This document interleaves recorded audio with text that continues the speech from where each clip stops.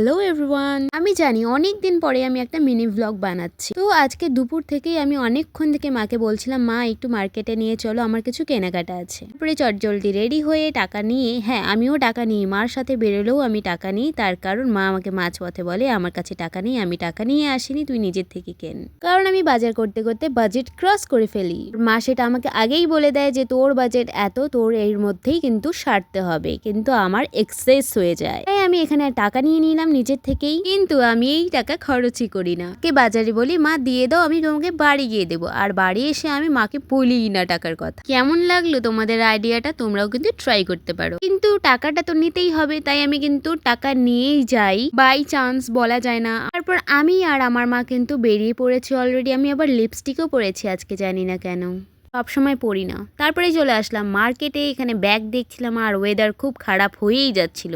তারপরে এখানে কুলফি খেয়েছি আমরা, আমি চিবিয়ে কুলফি খাই। কুলফি খেতে খেতে নজর পড়লো এই কাশ্মীরি চুড়ির উপরে, কিন্তু নিজেকে কন্ট্রোল করে ওখান থেকে বেরিয়ে পড়ে জিলেপির উপরে নজর পড়লো আমার। জিলাপি খেতে খুবই ভালোবাসে, তাই ওখানে আর দেরি না করে এক প্যাকেট জিলেপি নিয়ে নিয়েছি, তার সাথে সাথে সিঙ্গাড়াও নিয়েছি। আমি জানি না তোমাদের কতজনের সিঙ্গাড়া জিলাপি ভালো লাগে, কিন্তু আমি সবসময় খাই না, কিন্তু দেখলে লোভ সামলাতে পারি না। তারপরে ছিল আরো কিছু কেনাকাটা, মা এখানে কেনাকাটা করছিল।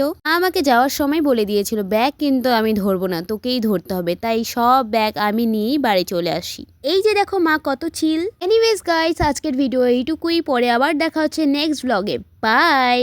খুব ভারী ব্যাগ।